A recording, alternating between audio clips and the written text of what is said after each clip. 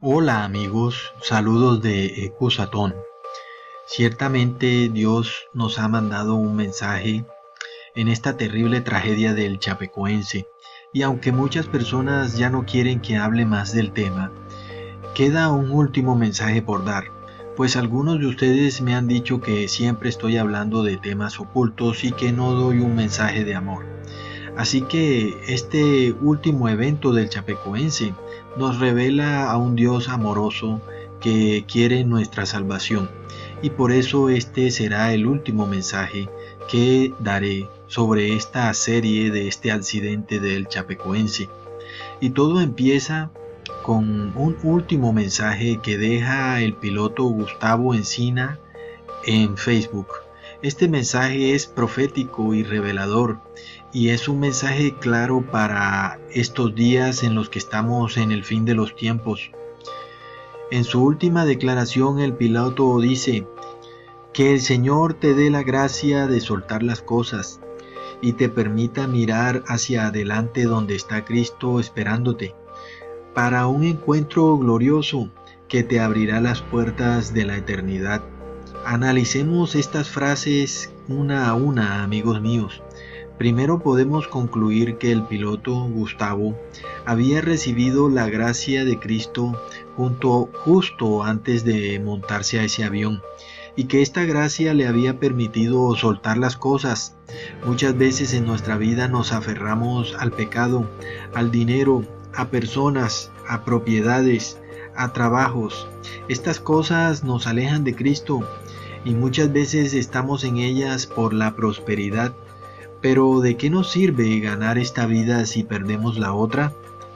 Cuando estamos alejados de Cristo, estamos en sentencia de muerte.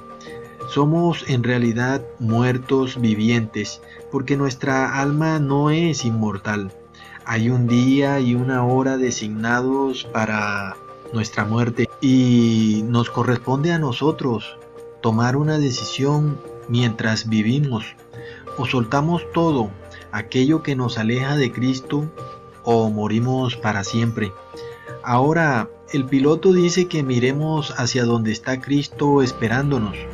Amigos, ¿dónde está Cristo? Porque Cristo no está crucificado en una cruz o colgado en un madero, donde lo han puesto la mayoría de las religiones del mundo. Algunos lo crucifican o cuelgan diariamente, tanto física como espiritualmente. Unos físicamente cargando y venerando los tales crucifijos, y otros espiritualmente pecando diariamente y crucificando a Cristo diariamente una y otra vez. Y otros hacen ambas cosas. Pero la Biblia dice claramente que Cristo murió una sola vez por nuestros pecados pasados y que debemos dejar de pecar, pues Cristo ya no va a bajar a la tierra y a morir nuevamente por nosotros. Cristo ahora está en el cielo en su santo templo, esperando que le digamos: Cristo, envíanos tu gracia para que yo también pueda soltar lo que me aleja de ti. El piloto nos ha dicho que es Cristo quien nos abre las puertas de la eternidad. Sin embargo, el Papa Francisco nos dice que pasando a través de una de las puertas de sus iglesias, seremos salvos. Pero esto se pone mejor, amigos míos. Interesantemente, María también recibió la gracia de la que habló el piloto del Chapecoense. María, la Madre de Jesús, fue llena de gracia y por tanto pudo recibir al Espíritu Santo. Interesantemente, los católicos adoran a un ser llamado Virgen María, el cual paradójicamente es muy distinto de María, la Madre de Jesús. Amigo católico, si tú siguieras el ejemplo de María en vida, ya estuvieras salvo. Pero como sigues a otro ser llamado Virgen María, que actúa muy distinto a la María, Madre de Jesús, estás en grave pecado. Pues si analizamos, María, la Madre de Jesús, fue llena de gracia, y esta gracia no fue por su propio mérito, sino que fue por un regalo del cielo para ella. Y si tú actuaras por lo mínimo de la misma forma que actuó María en vida, qué diferente fuera todo, porque María en vida no tuvo imágenes de estatuas de ningún tipo, no tuvo símbolos ni ídolos, ni de profetas muertos o santos, ni de varón ni de hembra, ni siquiera de Dios, sino que llevó su vida apegada a los 10 mandamientos de Dios, cumpliendo al pie de la letra el segundo mandamiento: no te harás imágenes de nada de lo que hay en la tierra, ni debajo de la tierra, ni en el cielo. Y esto lo sabemos claramente porque el Sanedrín judío o los doctores de la ley judía nunca juzgaron a María por violar la ley. Por otro lado, María también guardó perfectamente el sábado, que es el séptimo día, pues María corriendo bajó a su hijo de su madero y lo llevó a su tumba afanada, y queriendo quedarse con él acariciando y velando su muerto, prefirió antes no violar la santa ley de Dios y acató obedientemente el mandamiento. María se fue a su casa y guardó el sábado y reposó el séptimo día, mientras su corazón y su mente le gritaban: ¿ves a donde tu hijo amado? Ella solo lo hizo hasta que pasara el sábado, el día de reposo. Mientras tanto, tú, amigo católico, que dices venerar a María y supuestamente la sigues y le tienes respeto, tú mismo rechazas como ella actuó en vida. Pues ¿cómo se puede apreciar a alguien y al mismo tiempo hacer todo lo contrario a lo que esa persona hizo en vida? Pues imagínate tú amar a tu padre en vida, y cuando tu padre muere, tú vas y pones retratos de tu padre por toda la casa, y tú dices que lo sigues amando, pero al mismo tiempo haces todo lo contrario a lo que tu padre te enseñó en vida. ¿Cómo le llamarías a esta forma de actuar, amigo mío? Interesantemente, los católicos dicen amar a María, la Madre de Jesús, y dicen que la respetan y veneran, pero rechazan la forma de vida que llevó María. Amigos, este comportamiento se describe con una sencilla palabra: hipocresía. No por nada dijo Jesús que con los hipócritas sería el crujir de dientes. María en vida dijo: he aquí la esclava del Señor.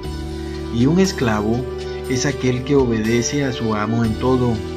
Y en este caso el amo es Dios, y su ley son sus 10 mandamientos. Mientras tanto, los católicos no hacen sino besar la estatua de María, cargarla, venerarla, le prenden velas, se arrodillan ante ella, pero al mismo tiempo van y violan todos los mandamientos de Dios, es decir, no siguen ni siquiera la misma vida que siguió María. ¡Qué gran ironía y qué gran paradoja! Son idólatras, se hacen imágenes y esculturas y violan el día de reposo, que es el sábado, el séptimo día, leyes que María obedeció al pie de la letra.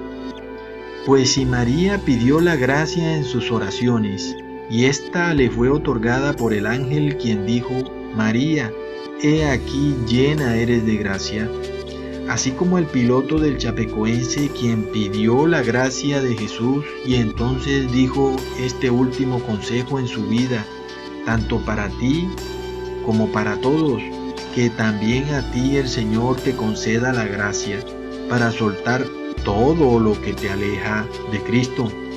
¿Qué tal si tú, amigo católico, tomaras de ejemplo la vida de María? Y así como ella no tuvo esculturas, ni imágenes, ni ídolos de santos, ni siquiera de Dios, ¿qué tal que tú mismo hicieras eso? ¿No sería el mejor tributo que tú le puedes hacer a una persona después de que muere, seguir su misma vida de ejemplo?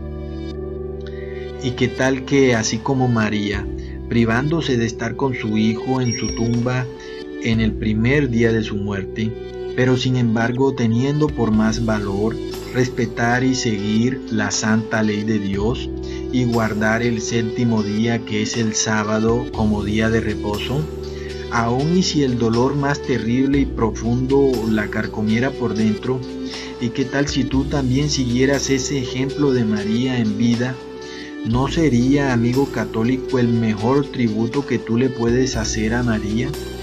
Diciendo tú también, he aquí el esclavo del Señor, y siguiendo la santa ley de Dios.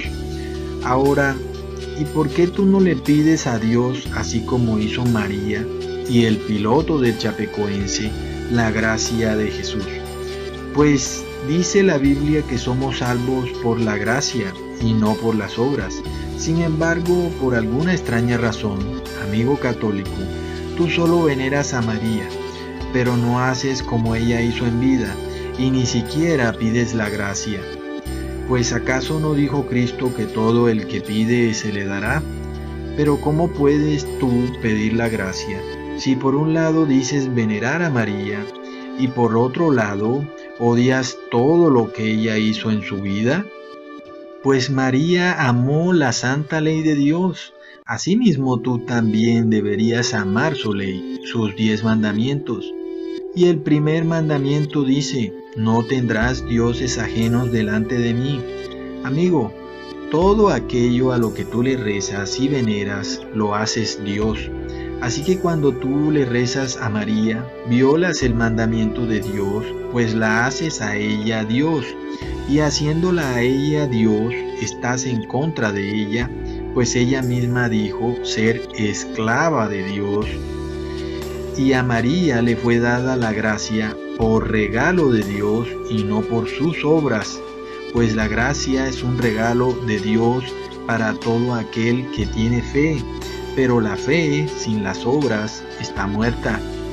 Y si ese ser que llamas Virgen María, este ser espiritual, se comporta muy distinto a como se comportaba María en vida, hazte la siguiente pregunta.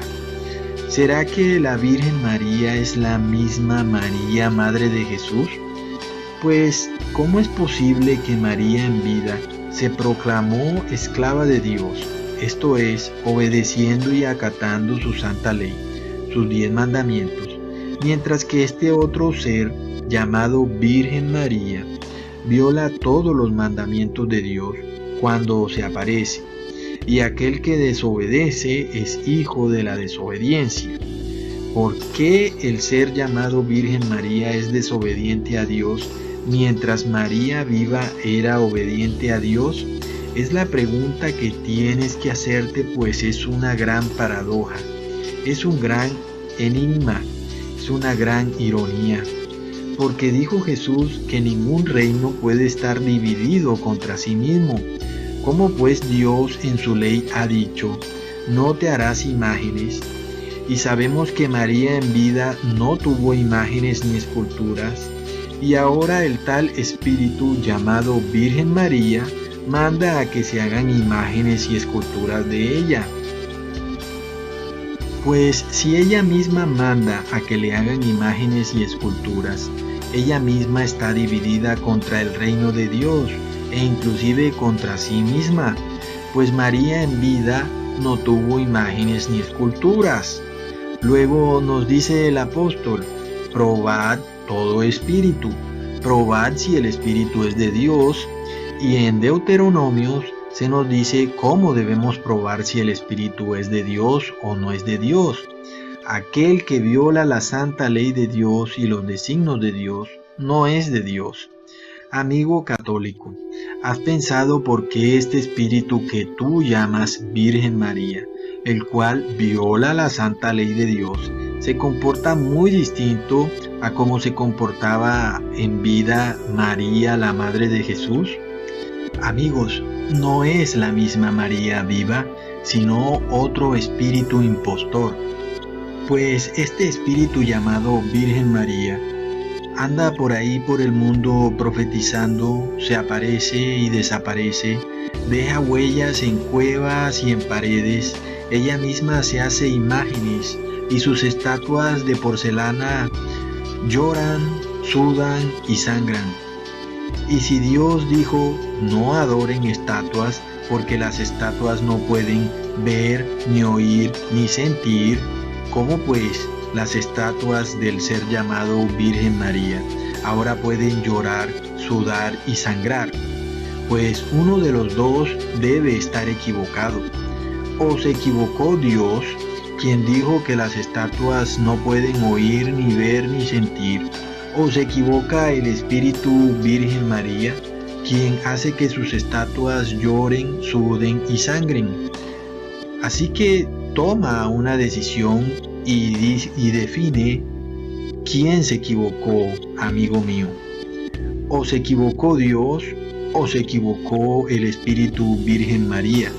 Y recordemos las palabras del apóstol Juan: amados, no creáis a todo espíritu, sino probad los espíritus, para ver si son de Dios, porque muchos falsos profetas han salido al mundo.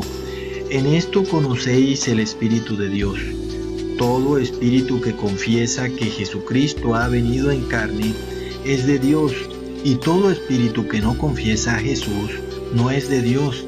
Y este es el espíritu del anticristo, del cual habéis oído que viene y que ahora ya está en el mundo. Amigos, el apóstol Juan nos dice una terrible verdad.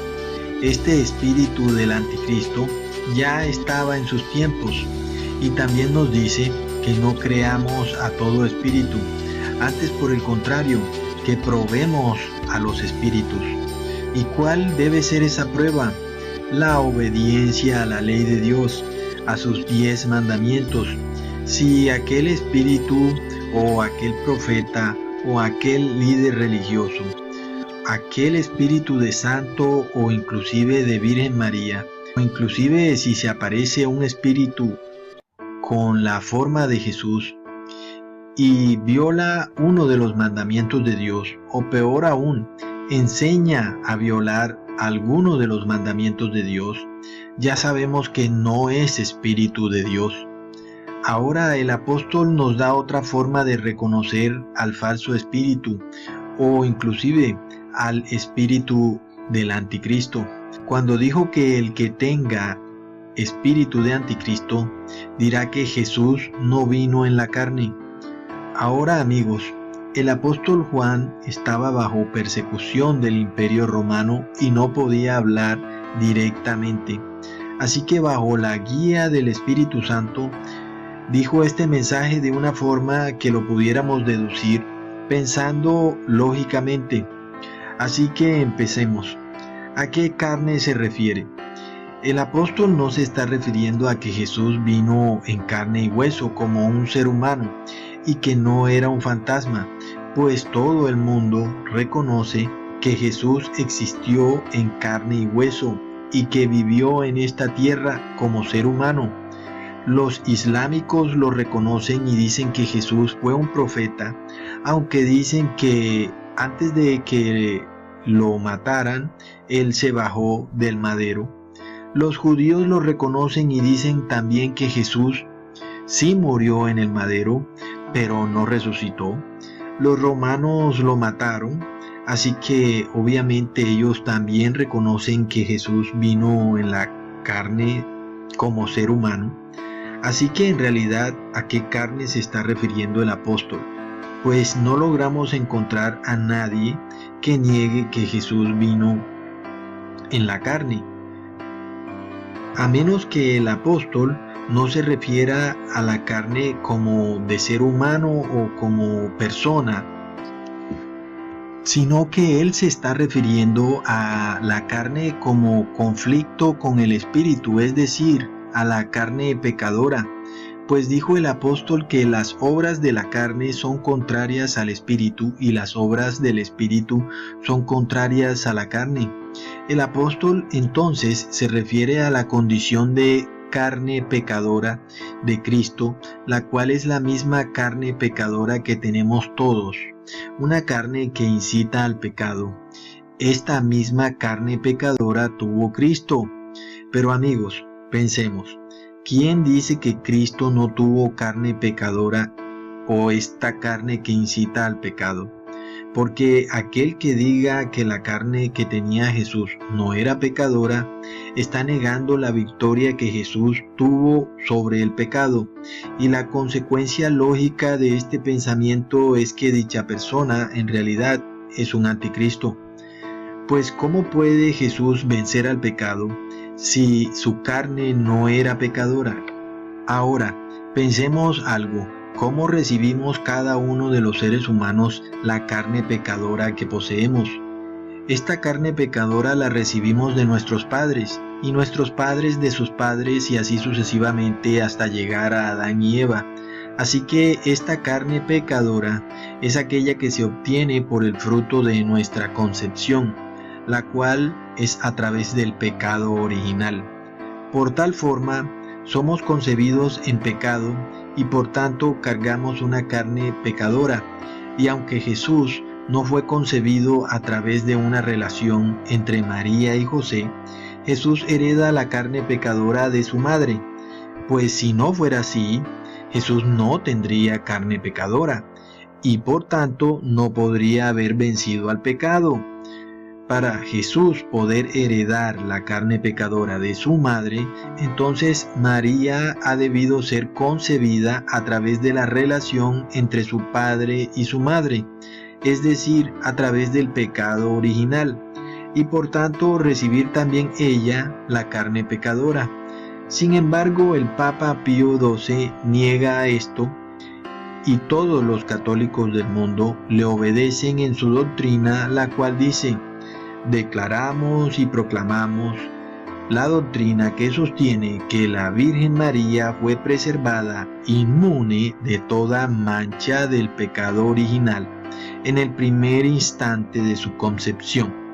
Así que el Papa Pío XII nos dice en su bula que María fue inmune al pecado original. Siendo así, María no tuvo carne pecadora y por tanto Jesús tampoco supuestamente tuvo carne pecadora. Esto concuerda con la doctrina católica en la cual María ascendió al cielo y no murió, pues todos estamos bajo la maldición de Adán, el pecado original, por la cual todos morimos. Sin embargo, María, al no tener el pecado original, no murió. Pero si María no murió, sino que subió al cielo, entonces María no tuvo carne pecadora, y por tanto Jesús tampoco la tuvo. Y si Jesús no la tuvo, Jesús no pudo haber vencido al pecado, pues ¿cómo puede Jesús vencer al pecado si su carne no lo incitaba al pecado? Amigo católico, si tú crees que María no tuvo carne pecadora, entonces estás diciendo por deducción lógica que Jesús tampoco tuvo carne pecadora.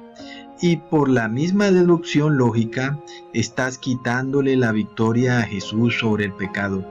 Pues Jesús en nada pecó, a pesar de que tenía la misma carne pecadora que tú y todos tenemos. Así que cualquiera que adore al Espíritu llamado Virgen María y diga que María no murió sino que subió al cielo, este es anticristo. Y recuerda las palabras del apóstol y hazte esta pregunta: ¿por qué tuvo que morir Cristo para resucitar después? Pues no dijo el apóstol: oh muerte, ¿dónde está tu aguijón? Pues la paga por el pecado es la muerte, pero Cristo en nada pecó. Entonces, ¿por qué murió? Mas teniendo Cristo nuestra carne pecadora, recibió la paga por nuestros pecados. Por tanto, Dios es justo, pues su mismo Hijo, portando la carne pecadora, tuvo que probar la muerte, a pesar de que Él no pecó. Pues si no tuviera carne pecadora, y sin haber pecado, por justicia, Jesús no tendría por qué haber muerto. Pero explícame algo, amigo católico. ¿Cómo es posible que Jesús, siendo hijo de María, teniendo carne pecadora, murió, pero su madre no murió porque no tenía carne pecadora. Es una gran contradicción que no puede ser explicada en ninguna parte de la Biblia. Y es por esto que todo aquel que diga que María no murió y que ascendió al cielo sin el pecado original es anticristo. Y en esto sabemos que son verdaderas las palabras del apóstol: hijitos, es la última hora, y así como oísteis que el anticristo viene, también ahora han surgido muchos anticristos. Que no solo hay un solo anticristo, sino que hay muchos anticristos. Aquellos que niegan que Jesús vino en nuestra misma carne pecadora y venció al pecado. Estos que hacen esa aseveración se privan totalmente de la salvación, porque ¿cómo pueden pedirle gracia a Cristo si le niegan su victoria sobre el pecado? ¿Y tú cómo tendrás victoria sobre el pecado si niegas la victoria de Cristo diciendo que Él no vino en carne pecadora y dices que María subió al cielo libre de pecado? Si Jesús vino al mundo y pudo vencer al pecado, teniendo el mismo cuerpo y carne pecadora que todos los seres humanos tenemos, Él te ayudará a vencer el pecado. Y si amas a Jesús, sigues su vida e imitas su vida. Al imitar su vida, sigues su doctrina, pues la doctrina de Cristo era la obediencia. Al obedecer, tú recibes la gracia, y quien recibe la gracia, vence el pecado. No seas anticristo y no pienses que María fue concebida libre de pecado y que subió al cielo sin morir, pues ya te expliqué la deducción lógica de esas aseveraciones. Y si tú le das gloria a María por recibir la gracia, más bien pídesela tú a quien se la dio a ella, pues el que le dio a María la gracia es bueno y amoroso para dártela a ti también y a todo el que se la pida. Pues dijo Dios: si vosotros, siendo malos, sabéis dar buenas dádivas a vuestros hijos, cuánto más vuestro Padre que está en el cielo dará cosas buenas a los que se las piden.